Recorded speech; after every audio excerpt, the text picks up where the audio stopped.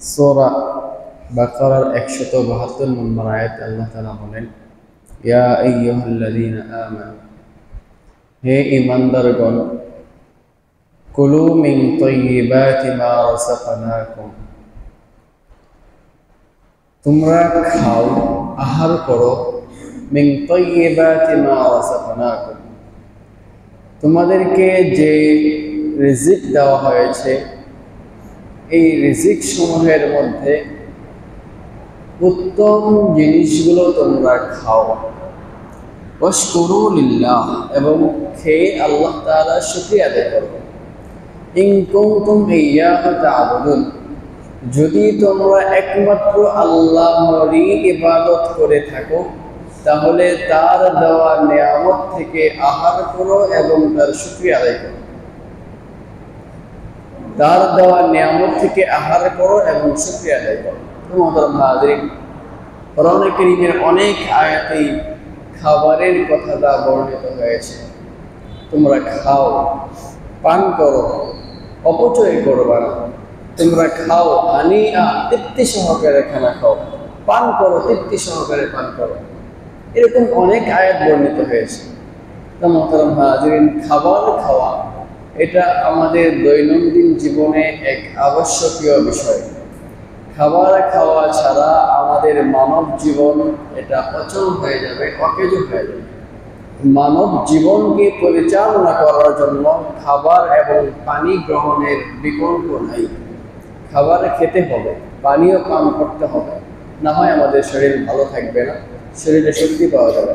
মুহতারাম হাজিরিন, দৈনন্দিন জীবনের এই অপরিহার্য একটা বিষয় যেটা শুধুমাত্র দুনিয়ার সাথে সম্পর্কিত, এই খাবারটাও যদি আমরা নবীজির দেখানো পথ অনুযায়ী, নবীজির সুন্নাহ অনুযায়ী খেতে পারি, তাহলে এই দৈনন্দিন জীবনের প্রয়োজনীয় এক সামগ্রিক খাদ্য, এটাও আমাদের ইবাদত বলে গণ্য হয়ে যাবে।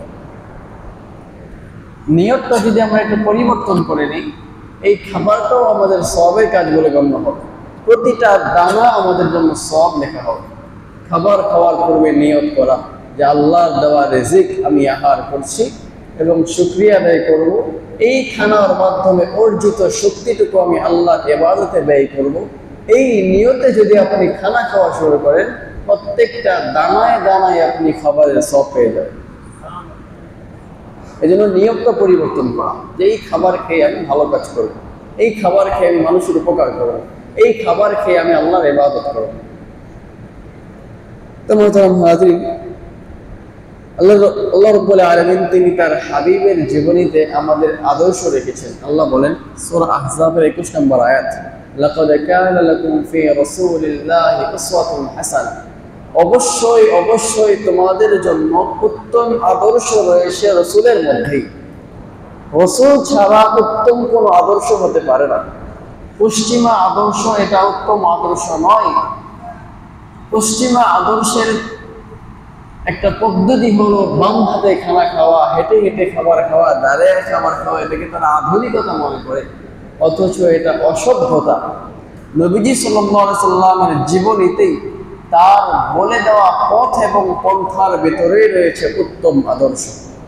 এই উত্তম আদর্শ আমাদেরকে গ্রহণ করতে হবে প্রতিটা ক্ষেত্রে। শয়নে, স্বপনে, খাবারে, পানি পান করায়, সকাল থেকে নিয়ে সন্ধ্যা পর্যন্ত, সন্ধ্যা থেকে সকাল পর্যন্ত, ব্যক্তিগত জীবন, পারিবারিক জীবন, রাষ্ট্রীয় জীবন, সামাজিক জীবন, প্রত্যেক ক্ষেত্রেই যদি আমরা রাসূলের আদর্শকে গ্রহণ করতে পারতাম, তাহলে আমাদের জীবনটা বেশটা শান্তিময় হয়ে উঠত। মুহতারাম হাজিরিন, খাবারের ক্ষেত্রেও নবীজির কিছু আদর্শ রয়েছে। মুসলমানদের নিজস্ব সংস্কৃতি রয়েছে। অন্য কোনো সংস্কৃতি থেকে ধার নেওয়ার সুযোগ মুসলমানদের নাই। কারণ আল্লাহর হাবিব আমাদেরকে সমস্ত কিছু শিক্ষা দিয়েছেন। এমন কোনো জিনিস বাদ নাই যেটা তিনি আমাদেরকে শিক্ষা দেয়নি। সুতরাং সকাল থেকে সন্ধ্যা পর্যন্ত, সন্ধ্যা থেকে সকাল পর্যন্ত পুরো 24 ঘন্টার প্রতিদিন নবীজির বাতলিয়ে দেওয়া পথ অনুযায়ী আমাদেরকে চলতে হবে। ওই ভাড়া করা কোনো সংস্কৃতি অনুযায়ী আমাদের চলা যাবে না। আমাদের নিজস্ব সংস্কৃতি আছে।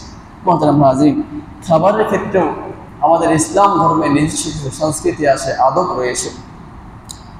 এক নম্বর কাজ হলো খাবার খাওয়ার শুরুতে ভালো করে হাত ধুয়ে নেওয়া, নোংরা হাতে খাবার না খাওয়া, হাতটাকে ভালো করে ধুয়ে নেওয়া। অপরিচ্ছন্ন হাতে খাবার খাওয়া এটা স্বাস্থ্যের জন্য ক্ষতিকর, অনেক ক্ষেত্রে জীবন নাশেরও সম্ভাবনা আছে। এই জন্য হাত ধুয়ে খাবার খাওয়া এটা সুন্নাহ। কোনো খাবার খাওয়ার শুরুতে 2 হাত কবজি পর্যন্ত ধুয়ে নেওয়া। আমরা 1 হাত ধুই, 2 হাত ধুই না, অথচ সুন্নত হলো উভয় হাতের কবজি পর্যন্ত ধুয়ে নেওয়া হলো সুন্নত। এক্ষেত্রে ছোট্ট একটা ঘটনা পাওয়া যায় যে ট্রাক ড্রাইভার এবং তার হেল্পার রাস্তার মাঝখানে তাদের চাকা পাংচার হয়ে গেছে, চাকাটা পরিবর্তন করেছে এবং এরপরে তারা উভয়ে আবার গাড়িতে গেছে। মাঝখানে বিরতি দিয়ে তারা খানার জন্য বসেছে। ড্রাইভার সাহেব হাত ধুয়ে খেয়েছে আর হেল্পার সে হাত না ধুয়েই খানা খাইছে। কিছুক্ষণ পরে দেখা গেছে যে হেল্পার সাহেব মারা গেছে, ড্রাইভার বেঁচে আছে। একই খানা 2 জনে খাইলো, একজন মারা গেল, আরেকজন বেঁচে আছে। ব্যাপারটা বোঝা যাচ্ছিল না। তখন পরীক্ষা করে দেখা গেল ওই যেই চাকাটা তারা পরিবর্তন করেছিল, এই চাকাটার নিচে রাস্তায় একটা বিষাক্ত সাপ পড়েছিল। এই সাপের বিষ চাকার মধ্যে লেগে গিয়েছিল। যখন তারা খানা খেয়েছে, ড্রাইভার হাত ধোয়ার কারণে তার হাত থেকে বিষটা সরে গিয়েছে। হেল্পার সাহেব বিষটা সবাই খানা খাইছিল, তাই সে মারা গেছে। এরকম একটা ঘটনা আমি শুনেছি। তো এটা হতেই পারে। আমরা দৈনন্দিন জীবনে অনেক কিছু স্পর্শ করি, কোথাও বিষ লেগে আছে, কোথাও বিষাক্ত কিছু লেগে আছে, আমরা জানি না। সুতরাং খাবারের সময় যদি আমরা ওই হাতটাকে না ধুয়ে খানা খাই, ওই বিষাক্ত কিছু যদি আমাদের হাতে লেগে যায়, তাহলে আমাদের জীবন নাশের সম্ভাবনা আছে। এই জন্য নবীর সুন্নত হলো খাবারের শুরুতে উভয় হাতের কবজি পর্যন্ত ধুয়ে নেওয়া। এরপরে কাজ হলো আমাদের বিসমিল্লাহির রহমানির রহিম বলে নেওয়া, বিসমিল্লাহি ওয়া বারাকাতুল্লাহ। আমরা এটা দোয়া আমরা সাধারণত করি, বিসমিল্লাহি ওয়া আলা বারাকাতুল্লাহ। এটার যেতে বিসমিল্লাহি ওয়া বারাকাতুল্লাহ, এই রাওয়ায়াতটা বেশি শক্তিশালী। উভয়টাই হাদিসে আছে, উভয়টাই করা যায়।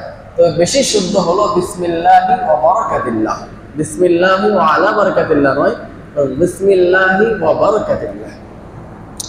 এই দোয়াটা করে নাও, বিসমিল্লাহ করে নাও, ডান হাতে খাবার খাওয়া। এই সম্পর্কে নবীজি সাল্লাল্লাহু আলাইহি সাল্লামের হাদিস, সহিহ মুসলিমের 2018 নম্বর হাদিস, আল্লাহর হাবিব সাল্লাল্লাহু আলাইহি সাল্লাম তিনি বলেন, ইযা দাখালা রাজুলু বাইতাহু ফাযাকারাল্লাহ তাআলা ইনদা দুখুলিহি ওয়া ইনদা দুআমিহি ক্বালা আশ-শাইতানু লিআসহাবিহি। নবীজি বলেন, কোন বান্দা যখন তার ঘরে প্রবেশ করে বিসমিল্লাহ বলে, বিসমিল্লাহ বলে ঘরে প্রবেশ করে এবং খাবার খাওয়ার শুরুতে বিসমিল্লাহ বলে, ফাকালা আশ-শাইতানু লিআসহাবিহি, শয়তান তার বাহিনী, তার সভাসদ, তার যে এই কর্মচারী আছে ইবলিস শয়তান, সে তার অধীনস্থ শয়তানদেরকে বলে, লা মাবিতা লাকুম ওয়ালা আশা, আজকের এই রাত্রিতে কোনো ঘরে থাকার মতো জায়গা তোমাদের নাই এবং রাতের খাবারও বন্ধ। শয়তান প্রতিটা শয়তানকে মানুষের পিছনে ভাগ ভাগ করে দিয়েছে, তুমি অমুকের কাছে যাবা, অমুককে ধোকা দিবা। তো কেউ যদি ঘরে প্রবেশ করার সময় বিসমিল্লাহ বলে, খাবার খাওয়ার সময় বিসমিল্লাহ বলে, শয়তান বলে আজকে তোমার আর খানাও নাই, থাকার জায়গাও নাই। অর্থাৎ তুমি তাকে বিসমিল্লাহ ভোলাইতে পারো নাই। তুমি যদি বিসমিল্লাহ ভোলাইতে পারতা ঘরে প্রবেশ করার সময়, তাহলে তুমি ঘরে প্রবেশ থাকতে পারতা। খাবারের সময় যদি বিসমিল্লাহ ভোলাই দিতে পারতা, তাহলে তুমি খাবারের শরীক হতে পারতা। যেহেতু এটা তুমি করতে পারো না, সে বিসমিল্লাহ বলে ফেলেছে, আজকে তোমার খানাও নেই, থাকার জায়গাও নেই। নবীজি বলেন, ইযা দাখালা ফালাম ইয়াযকুরিল্লাহ তাআলা ইনদা দুখুলিহি, যখন ঘরে প্রবেশ করার সময় বিসমিল্লাহ না বলে ঢুকবে, ফাকালা আশ-শাইতান, শয়তান তখন তার সাথীদেরকে বলে, আদরাকতুমুল মাবিত, আজকে তোমরা থাকার জায়গা পাইছো। তো যে ব্যক্তি ঘরে বিসমিল্লাহ ছাড়া ঢুকবে, তার ঘরে শয়তানের থাকার জায়গা হয়। আর যেই ঘরে শয়তান থাকে, সেই ঘরে রহমতের ফেরেশতা আসবে না, বরকত আসবে না, আল্লাহর রহমত আসবে না। তো ঘরে প্রবেশ করার সময় বিসমিল্লাহ বলতে হবে। নবীজি বলেন, ওয়ালাম ইয়াযকুরিল্লাহ তাআলা ইনদা তুআমিহি, আবার খাবারের সময় যদি বিসমিল্লাহ না বলে, তাহলে শয়তান তার সাথীদেরকে বলে, আদরাকতুমুল মাবিতা ওয়াল আশা, আজকে এই রাত্রিতে তোমরা থাকার জায়গাও পেয়েছো এবং খাবারের জন্য ব্যবস্থা তোমাদের হয়ে গিয়েছে। অর্থাৎ বিসমিল্লাহ না বলার কারণে ব্যক্তির ঘরে শয়তান প্রবেশ করে, বিসমিল্লাহ না বলার কারণে শয়তান ব্যক্তির খাবারের শরীক হয়ে যায়, শয়তান আপনার খানার মধ্যে শরীক হয়ে যায় বিসমিল্লাহ না বললে। এই জন্য খাবারের শুরুতে এবং ঘরে প্রবেশ করার শুরুতে বিসমিল্লাহির রহমানির রহিম বলে নেওয়া আমাদের জন্য উচিত। না হয় শয়তান আমাদের ঘরগুলো দখল করবে, এই ঘরে রহমত আসবে না, বরকত বন্ধ হয়ে যাবে। মুহতারাম হাজির, হযরত হুযায়ফা থেকে বর্ণিত এক হাদিস, তিনি বলেন, আমরা যখন নবীজির সাথে থাকতাম, নবীজির কাছে যদি কোনো খানা আসতো, আমরা আগেই খানাতে হাত দিতাম না নবীজি হাত দেওয়ার আগ পর্যন্ত। তিনি বলেন,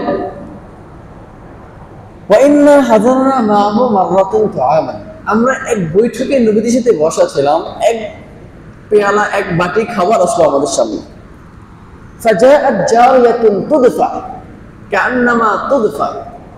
একটা বালিকা, ছোট্ট শিশু মেয়ে দৌড়ায় আসলো। আসার পরে তার হাতটাকে খাবারে ঢুকিয়ে দেওয়ার চেষ্টা করলো। দৌড়ায় এসে খাবারে হাত ঢুকাই দিতে চাইলেন। নবীজি সাল্লাল্লাহু আলাইহি ওয়াসাল্লাম তার হাতটাকে ধরে ফেললেন। নবীজি তার হাতটাকে ধরে ফেললেন। সাহাবী বলেন, এরপরে আরেক গ্রাম্য ব্যক্তি দৌড়ায় আসলো। খানা যেহেতু আসছে, আগে তো খাবারের অভাব ছিল, দৌড়ে এসে হাতটা খাবারের ভিতরে দিতে চাইলেন। নবীজি সাল্লাল্লাহু আলাইহি ওয়াসাল্লাম এই হাতটাও ধরে ফেললেন। ধরে ফেলে তিনি নবীজি সাল্লাল্লাহু আলাইহি ওয়াসাল্লাম তিনি বলেন, সহিহ মুসলিমের 2017 নম্বর হাদিস, তিনি বলেন, ইন্নাশ শাইতান ইস্তাহিল্লু আত-তাআমা আল্লা ইযকার ইসমাল্লাহি আলাইহি। যেই খানার ভিতরে বিসমিল্লাহ বলা না হয়, ওই খানার ভিতরে শয়তানের অংশীদার সাব্যস্ত হয়। ওই খানাটা শয়তানের জন্য হালাল হয়ে যায়। এই খানা থেকে শয়তান স্বতঃস্ফূর্তভাবে নিয়ে খাইতে পারে, অনুমতি পেয়ে যায়। وَإِنَّهُ جَاءَ بِهَذِهِ الْجَارِيَةِ لِيَسْتَحِلَّ بِهَا। শয়তানে এই ছোট্ট শিশুটাকে নিয়ে আসছে এখানে বিসমিল্লাহ না বলে হাত ঢুকায় দেওয়ার জন্য। সে যদি বিসমিল্লাহ না বলে হাত ঢুকায় খানা শুরু করে দিত, তাহলে এই খানাটা শয়তানের জন্য হালাল হয়ে যেত। ফাআখাযতু বিয়াদিহি, আমি তার হাত ধরে ফেলেছি। যখন ধরে ফেলেছি, শয়তান ওই গ্রাম্য ব্যক্তিকে পরিচিত করেছে, যাও খানা আছে, দৌড়ায় যাও। এই গ্রাম্য ব্যক্তি, সে তো আর সভ্যতা তেমন বোঝে না, দৌড়ে এসে হাত ঢুকাই দিয়েছিল বিসমিল্লাহ না বলে খানা শুরু করার জন্য, যেন শয়তানের জন্য খানার অনুমতি হয়। নবীজি বলেন, ফাআখাযতু বিয়াদিহি, আমি তার হাতও ধরে ফেলেছি। এরপরে আল্লাহর হাবিব সাল্লাল্লাহু আলাইহি ওয়াসাল্লাম তিনি বলেন, ওয়াল্লাযী নাফসি বিয়াদিহি, যার হাতে আমার জীবন তার কসম, ইন্না ইয়াদাহু ফি ইয়াদি মা ইয়াদিহিমা, শয়তানের হাত এখন আমার হাতের ভিতরে আছে, এই দুই হাতের সাথে। আমি রাসূল শয়তানের হাত সহ ধরে ফেলেছি। মানে শিশু বালিকা সে হাত ঢুকাতে যেত, এটা ধরছে নবী। গ্রাম্য ব্যক্তি হাত ঢুকাতে যেত, এটা ধরছে। তখন নবীজি বলে, আল্লাহর কসম, এই দুইটা হাতের সাথে শয়তানের হাতও আছে, আমি এটা ধরে রাখছি।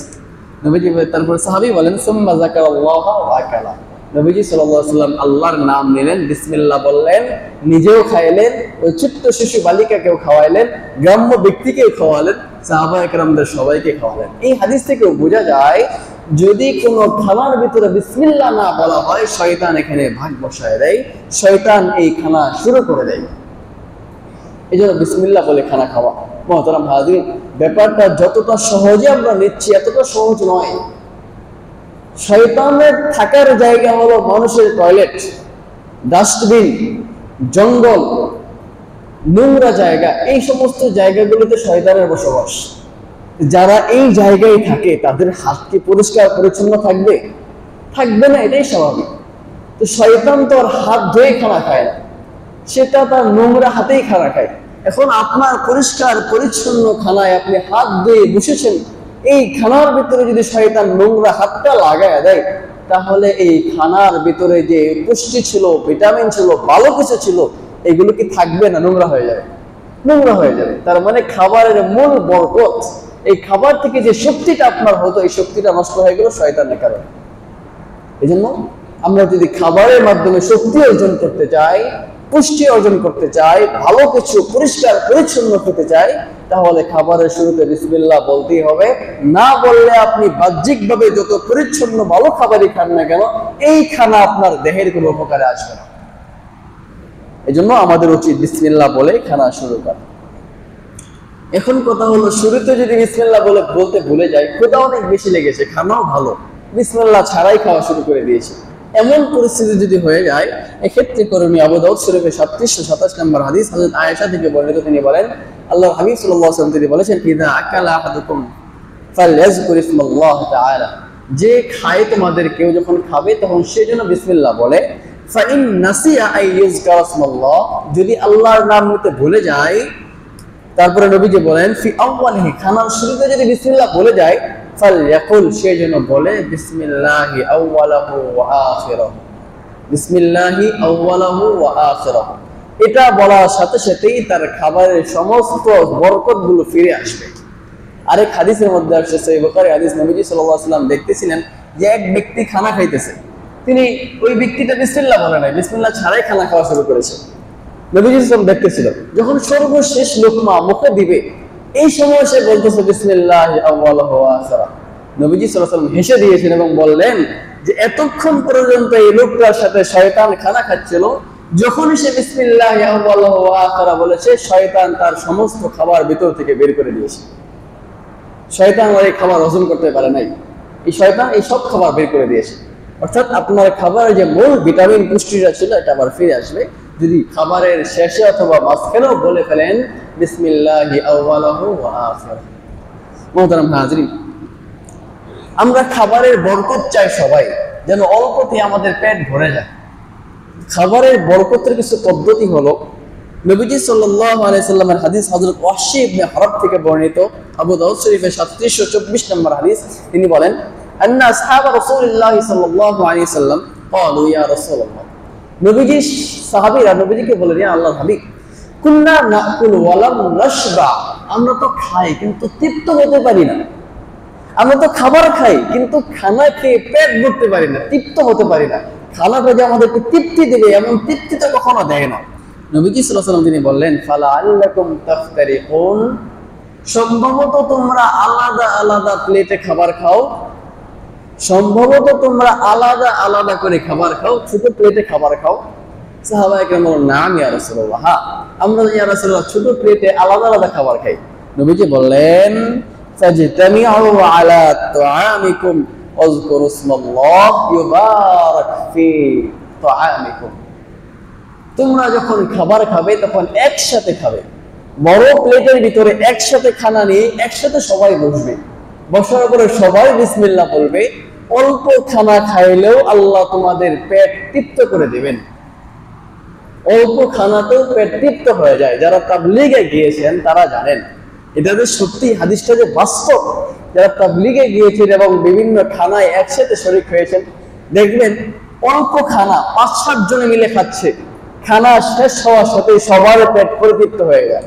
আবার অধিক বেশি খানা 4 জনে মিলে সবগুলো খাওয়া শেষ করে ফেলছে। মানে একসাথে খাবার খেলে খাবার অধিক বেশি হলেও খাওয়া যায়, পেট পূর্ণ হয়। আবার খাবার যদি কমও হয়, একসাথে খানা খাওয়ার কারণে বিসমিল্লাহ বলে খানা খাওয়া শুরু করলে এই অল্প খানায় প্রত্যেকের পেটকে তৃপ্ত করে দেয়। এটা বরকত। পরীক্ষা করে দেখবেন, আমরা তো আমাদের ঘরের ভিতরে আলাদা আলাদা করে খাবার খাই, স্ত্রী এক প্লেটে, নিজে এক প্লেটে, সন্তানরা আলাদা আলাদা প্লেটে। তো মহব্বত তৈরি হবে না, এতে মহব্বত তৈরি হবে না, বরকত পাওয়া যাবে না। যদি পারিবারিক বরকত লাভ করতে চান, পরস্পরের মহব্বত তৈরি করতে চান, সন্তানের সাথে আপনার সম্পর্ককে ভালো করতে চান, স্ত্রীর সাথে আপনার মহব্বতের সম্পর্ক আরো গাঢ় দৃঢ় করতে চান, তাহলে বড় প্লেট নিয়ে একসাথে সবাই বসে খানা খাবেন। এটা নবীজির সুন্নাত, এতে পরস্পরের মহব্বত তৈরি হয়। তাছাড়া কোন বিজ্ঞ বুজুর্গরা বলেছেন, সৌল মুমিনি শিফাউন, একজন ইমানদারের খাবারের উচ্ছিষ্ট এটা আরেকজন ইমানদারের জন্য শিফা, সুস্থতা, আরোগ্য দানকারী ঔষধের মতো কাজ করে। এটা হাদিস নয়। আমরা অনেকে এটাকে হাদিস মনে করি যে মুসলমানের উচ্ছিষ্ট এটা এই ওষুধ, এটা হাদিস নয়, এটা বুজুর্গদের কথা। বাস্তবে এমন আপনার হতে পারে, আপনার সন্তানের খাবারের এই যে একটা অংশ আপনি খাইলেন, এতে আপনি আল্লাহ তাআলা আপনাকে সুস্থ করে দেবেন। সৌরুল মুমিনি শিফাউন, একজন ইমানদারের উচ্ছিষ্ট খাবার এটা হলো শিফা, এটা হলো রোগ নিরাময়কারী। সুতরাং একসাথে খানা খেলে অনেকগুলো লাভ হয়, আল্লাহর বরকত পাওয়া যায়। একসাথে খানা খেলে পরস্পরের মহব্বত তৈরি হয়। একসাথে খাবার খেলে এই খাবারের মাধ্যমে রোগ প্রতিরোধ ক্ষমতা বৃদ্ধি পায়। এই খাবারের মাধ্যমে শরীরের অনেক রোগ নিরাময় হয়। এজন্য আমাদের উচিত পরিবারগুলোতে বড় প্লেটে খানা খাওয়া। আজকের বর্তমান সমাজে পারিবারিক সম্পর্ক নষ্টের পথে। সন্তান তার পিতাকে মানতে চায় না, সন্তান তার মায়ের সাথে অসৎ আচরণ করে, মেয়ে তার পিতার কথা শোনে না, মায়ের কথা শোনে না, নিজের মতো করে চলাফেরা করে। এই যে সমস্যাগুলো, এগুলো কেন? কারণ আমরা মহাব্বতের মূল মন্ত্র থেকে দূরে সরে গিয়েছি। আমার ছেলেটাকে নিয়ে মেয়েটাকে নিয়ে যখন প্রতিবেলা খাবার একসাথে খাবো, একই প্লেটে খাবো, আমার অংশ সে খাবে, তার অংশ আমি খাবো, দিল থেকে মহাব্বত তৈরি হবে, পরস্পরের শ্রদ্ধা ভালোবাসা তৈরি হবে। এতে করে ওই যে নাফরমানি, সন্তান কথা শুনে না, এমন অভিযোগ কমে যাবে। মোহতারাম হাজিরিন, এই জন্য আমাদের উচিত বড় প্লেটে খানা খাওয়া। তাছাড়া বড় প্লেটে খানা খেয়ে যে বরকত হয়, এ সম্পর্কে সহিহ মুসলিম শরীফের 2057 নম্বর হাদিস, আল্লাহর হাবিব সাল্লাল্লাহু আলাইহি ওয়াসাল্লাম বলেন, তুআমুল ওয়াহিদি ইয়াকফিল ইসনাইন ওয়া তুআমুল ইসনাইন ইয়াকফিল আরবা'a ওয়া তুআমুল আরবা'াতি ইয়াকফি সামানিয়া। একসাথে খানা খেলে একজনের খাবার 2 জনের জন্য যথেষ্ট হয়ে যায়, 2 জনের খাবার 4 জনের জন্য যথেষ্ট হয়ে যায়, আবার 4 জনের খাবার 8 জনের জন্য যথেষ্ট হয়ে যায়। যাদের তৃপ্ত হয় না, খানা খেয়ে তৃপ্ত হয় না, অধিক বেশি খাওয়ার পরও আবার খায়, আরো খেতে চায়, খেতে খেতে একেবারে গলা পর্যন্ত খেয়ে ফেলেছে। হা করলে ভাত দেখা যায়, পিঁপড়া হা করলে হয়তো ঘুমায় গেলে পিঁপড়া ভেতর থেকে ভাত নিয়ে এসে করবে, এমন খাওয়া খাইছে। ঘটনা শুনছিলাম যে এক এলাকার এক দাওয়াতে এক লোক এত বেশি খাইছে যে একেবারে গলা পর্যন্ত, খাইতে খাইতে একেবারে পড়ে গিয়েছে, উঠতে পারে না। তখন ডাক্তার নিয়ে আসছে, ডাক্তার একটা ট্যাবলেট দিছে, ভাই এই ট্যাবলেটটা খেয়ে নেন। তখন সে হিসাব করে দেখলো যে ভাই যদি এই ট্যাবলেট ঢোকানোর মতো জায়গা থাকতো আরেকটা গোষ্ঠীর টুকরা ঢোকাইতাম, জায়গা তো নেই। এই পরিমাণ খাওয়ার পরও তাদের তৃপ্ত হয় না। এই তৃপ্তিহীন যারা খানা খায়, এদের তৃপ্তি কোনোদিন আসে না। এদের মুখে বরকত নাই, এদের অন্তরে বরকত নাই, এদের চাহিদার ভিতরে বরকত নাই। এই জন্য মুহতারাম হাজিরিন, একসাথে এক প্লেটে খাবার খেলে এই তৃপ্তিটা আল্লাহ তাআলা অন্তরের মধ্যে দান করে দেন। অল্পতেই পেট ভরে যাবে, অল্পতেই আপনার শরীর ভালো থাকবে, আর অল্প খায় না খাইলেই আপনার মনটা ভরে যাবে। এই জন্য মুহতারাম হাজিরিন, একসাথে খানা খাওয়া, খানা খাইতেছেন এর মধ্যে কেউ চলে আসলে তাকেও বসায় দেওয়া, এতে আল্লাহ বরকত দান করবে। মুহতারাম হাজিরিন, এরপরে খানা খাওয়ার অন্যতম একটা শিষ্টাচার আদব হলো, খানাটা নিজের, যদি একসাথে খানা খান তাহলে নিজের সামনের দিক থেকে শুরু করা, মাঝখান থেকে খানা না খাওয়া, সামনের দিক থেকে শুরু করা। আর যদি একাকি খাবার খান তাহলে নিজের ডান দিক থেকে খানা খাওয়া শুরু করা। অনেকে একেবারে মাঝখানে ভাত ইত্যাদি এগুলো মিক্সার করে খানা খায়, এটা দেখতেও অসুন্দর, অশোভনীয়, দেখতেও ভালো দেখা যায় না। যে কেউ দেখবে চতুর্দিকে সাদা ভাত আর ভিতরে তরকারি আর ভাত একসাথে মিক্সার, দেখতে তো খারাপ দেখা যায়, এটা অসভ্যতা। এই জন্য একসাথে খানা খেলে, কয়েকজন একসাথে মিলে খানা খেলে নিজের সামনের দিক থেকে খানা খাওয়া শুরু করা, ভেতরের দিকে যাওয়া। আর আলাদা আলাদা খানা খেলে, ছোট প্লেটে খানা খেলে ডান দিক থেকে খানা খাওয়া শুরু করা, এটা হলো সুন্নাত, এটা হলো শিষ্টাচার। মুহতারাম হাজিরিন, হযরতে ইবনে আব্বাস থেকে বর্ণিত হাদিস, নবীজি সাল্লাল্লাহু আলাইহি ওয়াসাল্লাম তিনি বলেন, আল বারাকাতু তানজিলু ওয়াসতাত তাআম, বরকত খাবারের মাঝখানে অবতীর্ণ হয়। খানার বরকতটা খাদ্যের মাঝখানে এটা অবতীর্ণ হয়। ফাকুলু মিন হাফিয়াতাই, সুতরাং তোমরা সাইড থেকে খানা খাও, দিক থেকে খানা খাও, মাঝখান থেকে খানা খেও না। ওয়ালা তাকুলু মিন ওয়াসতিহি, খাবারের মাঝখানে হাত ঢোকায় দিও না, খাবারের বরকত নষ্ট হয়ে যাবে। এজন্য ছোট প্লেটে খানা খান অথবা বড় প্লেটে খানা খান, খাবারের মাঝখানে হাত দেওয়া যাবে না, বরং এক ছোট প্লেটে খানা খেলে ডান দিক থেকে শুরু করতে হবে। বড় প্লেটে একসাথে কয়েকজন খানা খেলে নিজের অংশ থেকে সামনের দিক থেকে খানা খাওয়া শুরু করতে হবে। নবীজি সাল্লাল্লাহু আলাইহি ওয়াসাল্লাম হযরত ওমর ইবনে আবি সালামাকে এই শিক্ষাটাই দিয়েছেন। সহিহ বুখারী 5376 নম্বর হাদিস, তিনি বলেন, হযরত ওমর ইবনে আবি সালামা রাদিয়াল্লাহু আনহু তিনি বলেন, কুনতু গোলামান ফি হজরি রাসূলিল্লাহ সাল্লাল্লাহু আলাইহি ওয়াসাল্লাম, আমি নবীজির ঘরে ছোট্ট এক বালক ছিলাম। অর্থাৎ নবীজি যখন মদিনায় ছিলেন তখন আমি তার ঘরে ছোট্ট ছিলাম, ছোট্ট এক বালক ছিলাম, ঘরে প্রবেশ করতে পারতাম, তার খানার মধ্যে অংশগ্রহণ করতাম। ওয়াকানাত ইয়াদি তাতিশু ফিস সাফহা, আমার এই হাতটা খানার পাত্রের বা খানার প্লেটের বিভিন্ন জায়গায় ঘুরতো, একবার এখানে, একবার এখানে, একবার এখানে, একবার এখানে, যেটা সাধারণত ওই যে ইফতারের সময়, খানা খাওয়ার সময়, ইফতার করার সময় আমাদের বাচ্চারা ওই এখানে বুট পাওয়া যায়, এখানে হাত দেয়, জিলাপি এখানে, এখানে হাত দেয়। তো তিনি যেহেতু ছোট ছিলেন, তার হাতটা বিভিন্ন থালা বিভিন্ন অংশে ঘুরতেছিল। নবীজি সাল্লাল্লাহু আলাইহি ওয়াসাল্লাম তিনি বললেন, ইয়া গোলাম সাল্লিল্লাহ তাআলা ওয়া কুল বিয়ামিনিকা ওয়া কুল মিম্মা ইয়ালিকা। এই বাচ্চা, তুমি বিসমিল্লাহ বলো, ডান হাত দিয়ে খানা খাও এবং তোমার সামনে যেটা আছে এখান থেকে খাওয়া শুরু করো। এখানে এখানে এখানে হাত লাগাবা না, এটা অসভ্যতা, দেখতে দৃষ্টিকটু, এটা খাওয়া এভাবে খাওয়া উচিত নয়। মোহতারাম হাজিরিন, এখন কথা হলো, খানার ভিতরে দোষ এটা আমরা সবাই ধরি, খানার ভিতরে দোষ এটা আমরা সবাই ধরি, এটা উচিত নয়। নবীজি সাল্লাল্লাহু আলাইহি ওয়াসাল্লাম যখন কোনো খানা খেতেন, খানায় কখনো দোষ ধরতেন না। বুখারী শরীফের 2563 নম্বর হাদিস হযরত আবু হুরায়রা থেকে বর্ণিত, তিনি বলেন, মা আবা রাসূলুল্লাহ সাল্লাল্লাহু আলাইহি ওয়াসাল্লাম তাআমান কাত্তুন ইন ইশতাহাহু আকালাহু ওয়া ইন কারিহাহু তারাকাহু। নবীজি সাল্লাল্লাহু আলাইহি ওয়াসাল্লাম তার জীবদ্দশায় কোনোদিন কোনো খানার দোষ ধরতেন না, যে খানায় লবণ কম হয়েছে, খানায় ঝাল বেশি হয়ে গেছে, খানায় জাল গরম বেশি, ইত্যাদি বিভিন্ন ধরনের দোষ আমরা যেটা ধরে থাকি। ঘরের মধ্যে এগুলো নিয়ে অশান্তি বেশি হয়। গিয়েছেন, লবণ একটু কম হয়েছে, হ্যাঁ সারাদিন বাড়িতে বসে বসে কি করো, লবণ ঠিক মতো দাও না, ইত্যাদি বিভিন্ন কথা বলেই ঝগড়া শুরু হয়ে যায়। এমনিতেই মহিলা সারাদিন এই চুলার পারে বসে গরমের মধ্যে কত কষ্ট করে খানাটা প্রস্তুত করেছে, আপনি বাহির থেকে চাষ তুলে 2-3 ঘন্টা বসে বাড়িতে যাই একটা ধমক দিলেন যে কি করো সারাদিন বসে বসে, খানার মধ্যে লবণ কম হয়, ঝাল কম হয়, ঝাল বেশি হয়, ইত্যাদি বিভিন্ন দোষ ধরলেন। এতে পারিবারিক অশান্তি তৈরি হবে, পারিবারিক অশান্তি তৈরি হবে।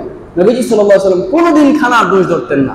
যদি তার খানাটা ভালো লাগতো তিনি খাইতেন, যদি ভালো না লাগতো তিনি একটা ওজর দেখিয়ে এই খানাটা ছেড়ে দিতেন, বলতেন এখন আমার খাওয়ার চাহিদা নাই, এটা নিয়ে যাও, অন্য কাউকে দিয়ে দাও। এইভাবে তিনি খানাটা বাদ করে দিতেন, খানাটা খাইতেন না। কিন্তু কখনো বলতেন না এই খানাটা এই সমস্যা, এই খানাটা এই সমস্যা, যেটা আমাদের পারিবারিক জীবন অশান্তির মূল কারণ। একটা মহিলা মানুষ সারাদিন ঘর বসায়, বাচ্চাদেরকে লালন পালন করে, বাচ্চারা প্রস্রাব পায়খানা করে, এগুলো ধোয়া পাল্টা করে, আবার গরমের মধ্যেও চুলার পারে বসে তীব্র দাবদাহে তারা রান্না বান্না করে, হ্যাঁ এরপরে যখন খানাটা আপনার সামনে উপস্থাপন করে, আপনি প্রথমে একটা দোষ ধরে তাকে দিলেই না ধমক। মহিলা মানুষ এমন, তাদেরকে আপনি যা দিবেন তারা দ্বিগুণ দেবে, তাদেরকে আপনি যা দিবেন তারা দ্বিগুণ দেবে। আপনি যদি ভালো কিছু দেন ভালো দ্বিগুণ দেবে, যদি তাদেরকে একটু মন্দ কিছু দেন মন্দ দ্বিগুণ দেবে। আপনি একটা গালি দিবেন আপনাকে 14 গোষ্ঠীকে গালি দেবে। এলো মহিলা মানুষ, এটাই সিস্টেম, এটাই তাদের অভ্যাস, আল্লাহ এভাবে তাকে বানাইছে। সুতরাং তাদেরকে গালি দেওয়া যাবে না, দমন দেওয়া যাবে না। নবীজি সাল্লাল্লাহু আলাইহি ওয়াসাল্লাম আল্লাহ রাব্বুল আলামিন তার হাবিবকে এবং তার উম্মতদেরকে আদেশ করেছে, ওয়াশিরুহুন্না বিল মারুফ, তোমরা মহিলাদের সাথে ভালো আচরণ করো, মহিলাদের সাথে ভালো আচরণ করো। আপনার খানার মধ্যে লবণ বেশি হয়ে গেছে, আপনি একটু প্রশংসা করেন, বলেন তোমার খানা অনেক মজাদার, কত কষ্ট করে তুমি রান্না বান্না করেছো, বাচ্চা কাচ্চা সামলাইছো, তোমার এই প্রতিদান দেওয়ার মতো যোগ্যতা আমার নাই, সারা জীবন তোমাকে সব দিয়ে দিল, এই কষ্টের কোনোদিন শেষ হবে না। কিন্তু আজকের খাবারটায় লবণ একটু বেশি দিলে বা ঝাল একটু কম দিলে আরো ভালো লাগতো। দেখবেন এই মহিলা হৃদয়ে মনে মনে অনুতপ্ত হবে, কষ্ট পাবে, এবং আরেকবার খানা প্রস্তুত করার সময় আপনার এই কথাটা তার হৃদয়ে লাগবে, সে ঝাল ঠিক হলো কিনা, তরকারিতে লবণ কম হলো না বেশি হলো, সে টেস্ট করবে, দেখবে, এরপর আপনার সামনে উপস্থাপনা করবে। আরেকবার যখন খানা খাবেন আপনাকে খানা বেড়ে দিয়ে আবার বাতাস দেবে আপনার কাছ থেকে আরেকটু প্রশংসা নেওয়ার জন্য। মহিলা মানুষ এমনই, আপনি প্রশংসা করবেন আপনাকে জীবনের সব উজাড় করে দিয়ে দেবে, আর আপনি যাদেরকে গালি দিবেন সে আপনার 14 গোষ্ঠীকে গালি দেবে। এরকম মহিলা মানুষ। সুতরাং বাড়িতে ভালো আচরণ করতে হবে। নবীজি সাল্লাল্লাহু আলাইহি ওয়াসাল্লাম কখনো খানা দোষ ধরতেন না। তিনি খানা যদি ভালো লাগতো খাইতেন, ভালো না লাগলে খানাটা তিনি একটা উজুর দেখায়া বাদ দিয়ে দিতেন, যে খানাটা আমি খাবো না বা আমার খানার চাহিদা নাই, অন্য কাউকে দিয়ে দাও, এভাবে তিনি করতেন। মুহতারাম হাজিরিন, আল্লাহর হাবিব সাল্লাল্লাহু আলাইহি সাল্লাম তিনি খানা সবসময় মাথাটাকে সামনের দিকে ঝুঁকিয়ে খানা খাইতেন। নবীজি সাল্লাল্লাহু আলাইহি সাল্লামের বাণী সহিহ বুখারী 5397 নম্বর হাদিস, আল্লাহর হাবিব বলেন, লা আকুলু মুত্তাকিয়ান, আমি কখনো টেক লাগায়া এই চেয়ারের ভিতরে এইভাবে বসে অথবা দেওয়ালের ভিতরে এইভাবে টেক লাগায়া পেটটাকে ভাসায় দেয়া কখনো খানা খাইনি। আমি কখনো টেক লাগায় খানা খাইনি। নবীজি যখনই খানা খাইতেন মাথাটাকে সামনের দিকে ঝুঁকিয়ে দিয়ে একটা গোলামের মতো, মালিকের সামনে গোলাম যেভাবে খানা খায়, আল্লাহ হাবিব সাল্লাল্লাহু আলাইহি ওয়াসাল্লাম এভাবে খানা খাইতেন এবং বলতেন, আমি আল্লাহর একটা গোলাম, আল্লাহ আমাকে খানা খাওয়ার তৌফিক দিয়েছে, শুকরিয়া স্বরূপ তিনি মাথাকে সামনের দিকে ঝুলাই দিতেন। এই জন্য পারতে পক্ষে যতটুকু পারা যায় চেয়ারে টেবিলে বসে খানা না খাওয়া। হেলান দিয়ে খানা না খাওয়া, মাটিতে মেঝেতে বসে খানা খাওয়া, এটা হলো খানা খাওয়ার একটা আদব। মুহতারাম হাজিরিন, এখন কথা হলো যদি কখনো খানা লোকমা পড়ে যায়, খানা খাওয়া শুরু করছে, খানাটা পড়ে গিয়েছে, কি করবেন? এই সম্পর্কে নবীজি সাল্লাল্লাহু আলাইহি ওয়াসাল্লামের হাদিস সহিহ মুসলিমের 3033 নম্বর হাদিস, তিনি বলেন, ইযা ওয়াকাত লুকমাতু আহাদিকুম ফালইয়াখুযহা ফালইয়ামিত মা কানা বিহা মিন আযা ওয়ালইয়াকুলহা। তোমাদের খানার কোন অংশ যদি মাটিতে পড়ে যায় অথবা দস্তরখানায় পড়ে যায়, সে যেন এই খানাটাকে বাদ না দেয়, বরং এটাকে যেন সে গ্রহণ করে তুলে নেই, এবং এখানে যদি কোনো ময়লা লেগে থাকে এই ময়লাটাকে যেন সে পরিষ্কার করে, ওয়ালইয়াকুলহা, এবং সে যেন খানাটা খেয়ে ফেলে, ওয়ালা ইয়াদাহা লিশ-শাইতান, এবং শয়তানের জন্য যেন এই খানাটা রেখে না দেয়। আমরা তো খাবার খাই একদিকে, পরে আরেকদিকে, অনেক পরে যায়, এই খাবার এমনি রেখে চলে আসে, উচিত নয়, এটা সভ্যতা নয়, এটা ইসলাম মুসলিমদের সংস্কৃতি হতে পারে না। খানাটা পরে গেছে, তুলে নিন, এটাকে পরিষ্কার করেন, আবার খেয়ে ফেলেন। এটা হলো নবীজির শিক্ষা। মুহতারাম হাজিরিন, নবীজি বলেন, ওয়ালা ইয়ামসাহ ইয়াদাহু বিল মিনদিল হাত্তা ইয়ালাকা আসাবিহু, এবং হাত যেন না ধোয়, হাত যেন রুমালে মুছে না নেই যতক্ষণ পর্যন্ত হাতের আঙ্গুলগুলো না চাটবে। অর্থাৎ খানা শেষে হাতের আঙ্গুল চেটে খাওয়া, পাত্রটা প্লেটটা চেটে খাওয়া নবীজির সুন্নাত, এতে করে হজম শক্তি বৃদ্ধি পায়। আমরা তো সবাই গ্যাসের রোগী, খালি গ্যাস, হজম হয় না, বিভিন্ন সমস্যা, সুন্নাত থেকে দূরে চলে গিয়েছে, এই জন্যই সমস্যা। খানা খাওয়া শেষে হাত, আঙ্গুল এবং প্লেটটাকে সুন্দর করে চেটে চেটে খানা খাইলে এতে হজম শক্তি বৃদ্ধি পায়, আবার নবীজির সুন্নতের উপর আমল হয়ে যায়। মুহতারাম হাজিরিন, নবীজি বলেন, ফাইন্নাহু লা ইয়াদরি ফি আইয়ি তুআমিহিল বারাকা, কারণ মানুষ জানে না তার খানার কোন অংশের মধ্যে বরকত ছিল, কোন দানাটার ভিতরে বরকত ছিল, এটা মানুষ জানে না। আপনি ভাত খাচ্ছেন, একটা ভাত পড়ে গিয়েছে, আপনি এটা তুললেন না, এভাবে ছেড়ে দিলেন, হয়তোবা আল্লাহ তাআলা এই একটা ভাতের ভিতরে আপনার পুরা খানার বরকত রেখে দিয়েছিল, আপনি এটাই ছেড়ে দিলেন। খাবারের যে শক্তিটা পাইতেন, ভিটামিনটা পাইতেন, পুষ্টিটা পাইতেন, আপনি হারায় ফেললেন, বরকতটা হারায় ফেললেন। এই জন্য নবীজি বলেন, কারণ মানুষ জানে না কোন অংশের মধ্যে তার খানার বরকত, এই জন্য একটা দাঁড়াও যদি পড়ে যায়, এটাকে তুলে নেওয়া, মুছে নেওয়া, প্রয়োজনে ধুয়ে নেওয়া, এরপর আবার এটাকে খেয়ে ফেলা। কারণ হতে পারে এইটার ভিতরে বরকত আছে, আপনি এক থাল ভাত খেয়েছেন, কোনো কাজে নাও লাগতে পারে, একটা দাঁড়া যেটা পড়ে গিয়েছিল এটার মধ্যে হয়তো বরকত আছে, এই দানাটা আপনি খাইছেন, আল্লাহ আপনার এই দানার ওসিলায় শরীরের মধ্যে শক্তি বৃদ্ধি করে দেবে, হতে পারে।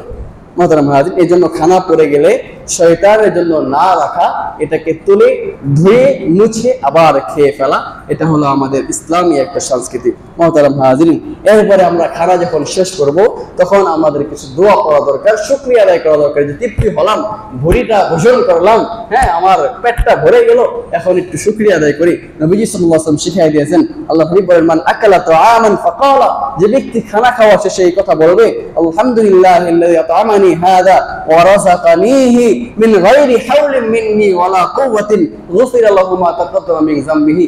কোন ব্যক্তি যদি খানা খাওয়ার শেষে এই দোয়াটা বলে, আলহামদুলিল্লাহিল্লাযী আত'আমানি হাযা ওয়া রাযাকানিহি মিন গায়রি হাওলিন মিন্নি ওয়ালা কুওয়া, এই দোয়াটা কেউ যদি পড়ে, আল্লাহর হাবিব বলেন তার জীবনের পূর্বের সমস্ত গুনাহ আল্লাহ মাফ করে দেবেন, শুকরিয়ার কারণে তার রিজিকটাকে আরো বাড়ায় দিবেন। এই জন্য এই দোয়াটা পড়া, আমরা যেটা শিখছি, আলহামদুলিল্লাহিল্লাযী আত'আমানা ওয়া সাকানা ওয়া জাআলানা মিনাল মুসলিমিন, এটাও হাদিসে বর্ণিত, পড়া যেতে পারে, কোনো সমস্যা নেই। এখন কথা হলো ভাই, আরেকজনকে খানা খাওয়ানোর ফজিলত অনেক। নবীজি সাল্লাল্লাহু আলাইহি ওয়াসাল্লামকে জিজ্ঞেস করলো, মাল ঈমান ইয়া রাসূলুল্লাহ, ঈমান কি? নবীজি বললেন, তাআমুত তাআম, মানুষকে খানা খাওয়ানো এটা একটা ঈমানের বহিঃপ্রকাশ। আরেক হাদিস নবীজি সাল্লাল্লাহু আলাইহি ওয়াসাল্লাম থেকে বর্ণিত, তিনি বলেন, মুজিবুল জান্নাহ, জান্নাতকে ওয়াজিব করে দেয় এমন কিছু কাজ, এক নাম্বার হলো তাআমুত তাআম, মানুষকে খানা খাওয়াইলে জান্নাত ওয়াজিব হয়ে যায়। ওয়া ইফশাইস সালাম, সালাম দিলে, ওয়া হুসনিল কালাম, মানুষের সাথে উত্তম কথা বললে, এই তিনটা কাজ করলে তার জন্য জান্নাত ওয়াজিব হয়ে যায়। এছাড়াও আরেক হাদিস হযরত আব্দুল্লাহ ইবনে সালাম থেকে বর্ণিত, তিনি বলেন, নবীজি সাল্লাল্লাহু আলাইহি ওয়াসাল্লাম মদিনা এসে সর্বপ্রথম যে ভাষণটা দিয়েছেন সেটা হলো, ইয়া আইয়ুহান নাস, হে মানুষ সকল, আফশুস সালাম, তোমরা সালাম বিনিময় করো, ওয়া আতিমুত তুআম, অনাহারী ব্যক্তিকে, খাদ্যহীন ব্যক্তিকে খাবার খাওয়াও, ওয়া সাল্লু বিল লাইলি ওয়ান নাস নিয়াম, মানুষ যখন ঘুমায় যায়, রাতের বেলা তখন নামাজ পড়ো, তাদখুলুল জান্নাতা বিসালাম, নিরাপত্তার সাথে আল্লাহর জান্নাতে প্রবেশ করতে পারবা। তো মানুষকে খানা খাওয়াইলে জান্নাত লাভ হয়। কাকে খাওয়াবেন এ সম্পর্কে নবীজির হাদিস, তিরমিজি শরীফের 395 নম্বর হাদিস, নবীজি বলেন, লা তুসাহিব ইল্লা মুমিন, একজন ঈমানদার ছাড়া, মুমিন ছাড়া কারো সঙ্গী হবে না। ওয়ালা ইয়াকুল তুআমাকা ইল্লা তাকিয়ুন, তোমার খানা যেন মুত্তাকি পরহেজগার বুজুর্গ ব্যক্তিরা খায়, ইমানদার আমলদার ব্যক্তিরা খায়, কোন ধরনের অনৈতিক কাজে ফিজের ভিতরে পাপিষ্ঠ ব্যক্তি যেন তোমার খানা না খায়। এজন্য খানা খাওয়াতে হবে ভালো মানুষকে, নামাজি ব্যক্তিকে, আমলদার ব্যক্তিকে, ইমানদার ব্যক্তিকে খানা খাওয়ানো এটা সওয়াবের কাজ। মুহতারাম হাজির, কেউ যদি খানার দাওয়াত দেয় সেই দাওয়াত গ্রহণ করা এটা একজন মুসলমানের হক। সহিহ বুখারী 1240 নম্বর হাদিস নবীজি বলেন, হকুল মুসলিম আলাল মুসলিম খামসুন, একজন মুসলমানের জন্য আরেক মুসলমানের উপর 5টা হক আছে। রদ্দুস সালাম, যখন সালাম দেয় সালামের জবাব দেওয়া। যখন আপনাকে কেউ সালাম দিবে আসসালামু আলাইকুম, তখন তার এই সালামের জবাবটা তাকে শুনিয়ে দিতে হবে। যদি শুনিয়ে না দেন তাহলে আপনি তার হক নষ্ট করলেন। 2 নম্বর ইয়াদাতুল মারিজ, মুসলমান ভাই অসুস্থ হলে তাকে দেখতে যাওয়া। ওয়া ইত্তিবাউল জানাইজ, মানুষ মারা গেলে, মুসলমান মারা গেলে তার জানাজায় উপস্থিত হওয়া।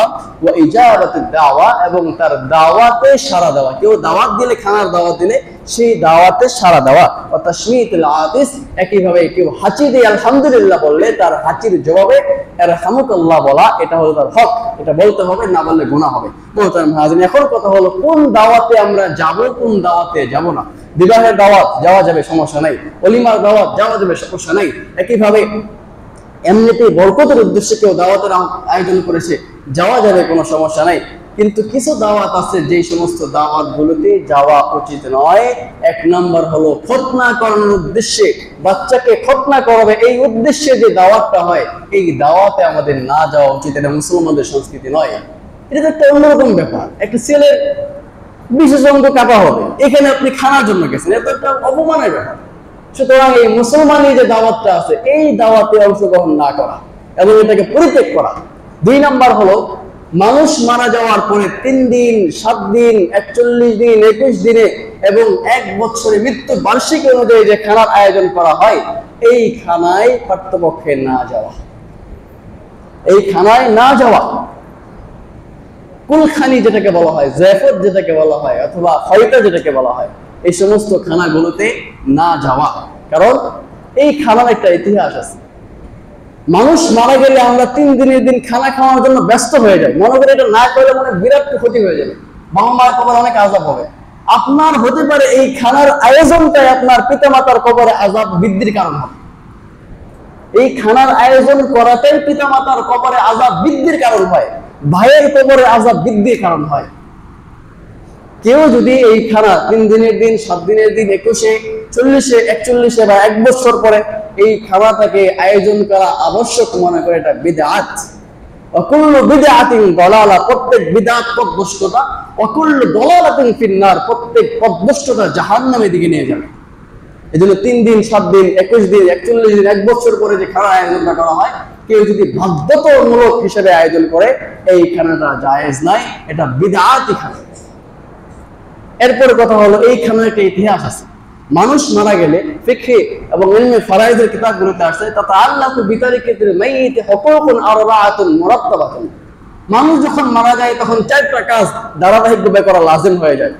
1 নম্বর তার কাফন দাফন করা, অপচয় করা যাবে না, আবার একেবারে কমও দেওয়া যাবে। ব্যক্তি জীবনে যেমন কাপড় পরিধান করতো, উন্নত মানের কাপড় যদি পরিধান করে থাকে, ভালো মানের কাপড়, তাহলে তার কাফনের কাপড়টা উন্নত মানের হতে হবে।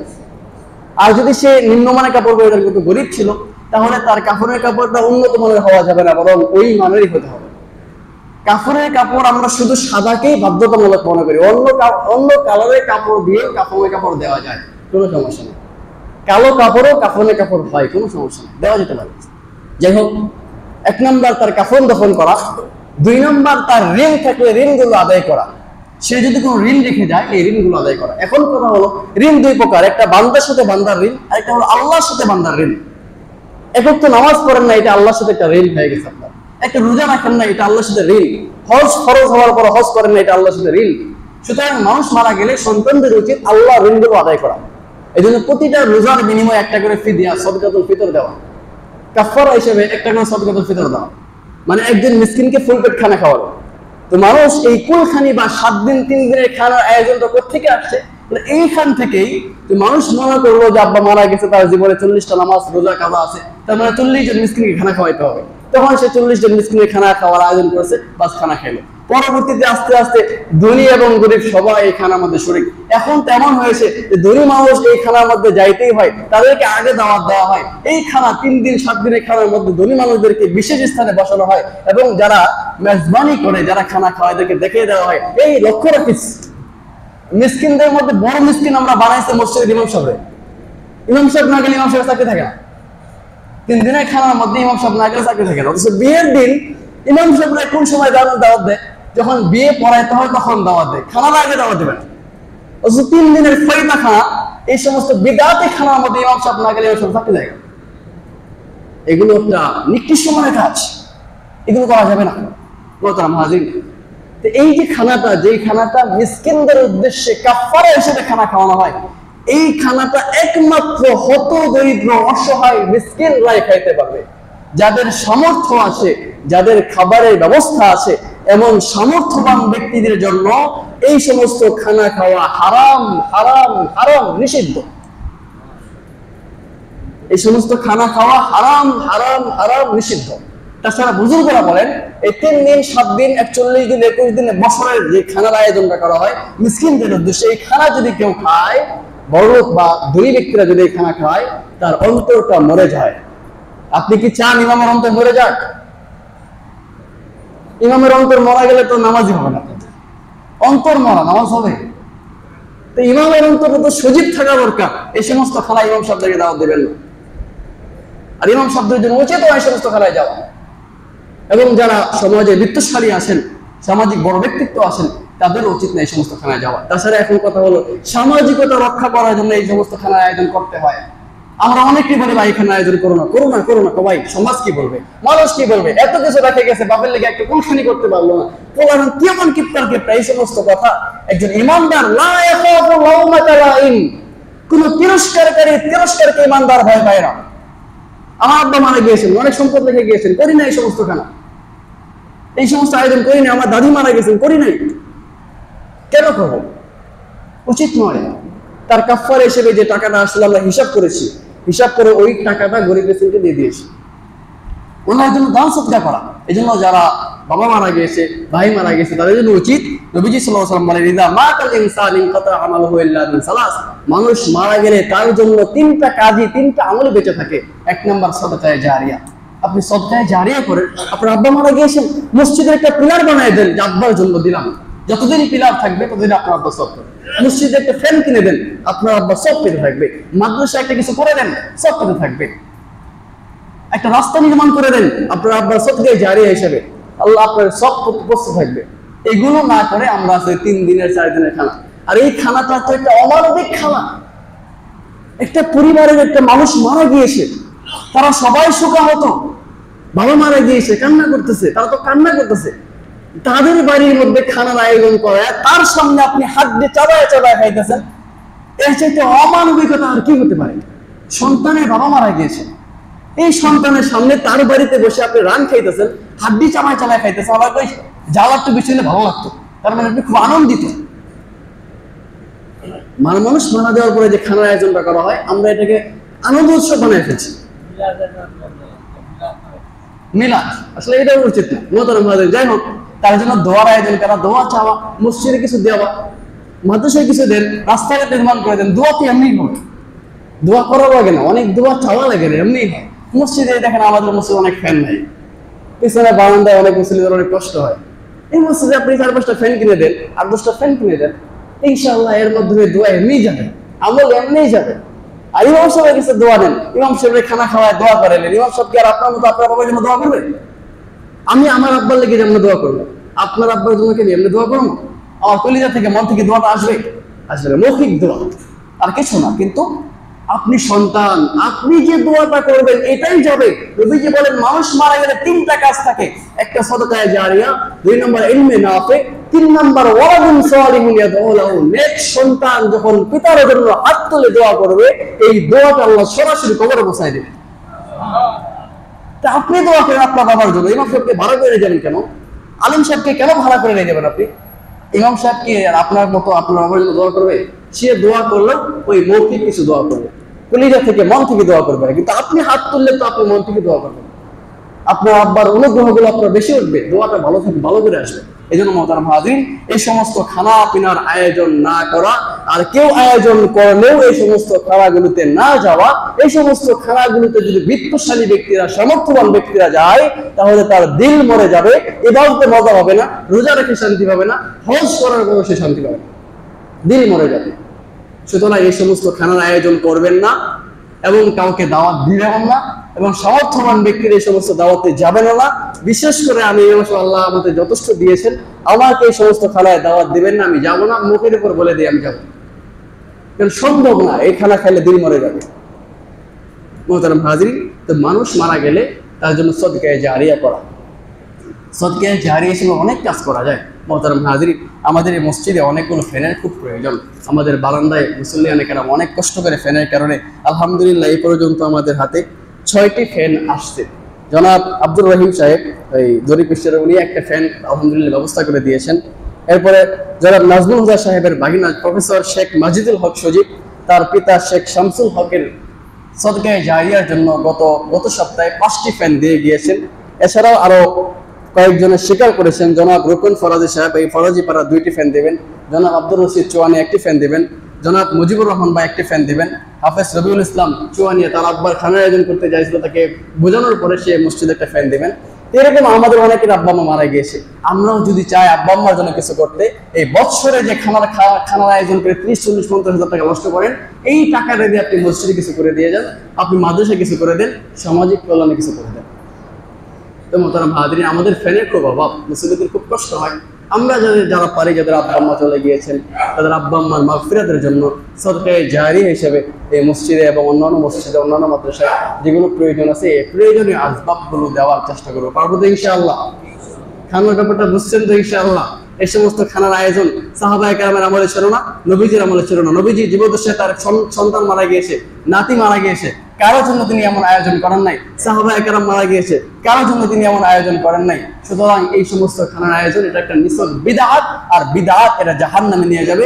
এই খানার আয়োজন করবেন না, এগুলো শুধু সামাজিকতা রক্ষা করতে গিয়ে আপনি ঈমানকে ধ্বংস করবেন না। আল্লাহ আমাদের সবাইকে আমল করার তৌফিক দান করুন। ওয়া আখিরু দাওয়ানা আলহামদুলিল্লাহি রাব্বিল আলামিন। যারা সুন্নাত করেন না তারা সুন্নাত করেন।